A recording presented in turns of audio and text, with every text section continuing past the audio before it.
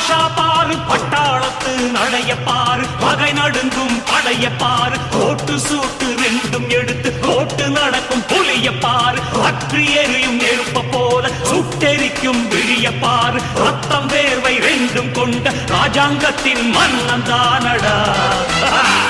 இவன் பேருக்குள்ளே காந்தம் உண்டு உண்மைதானடா இவன் பேருக்குள்ளே காந்தம் உண்டு உண்மைதானடா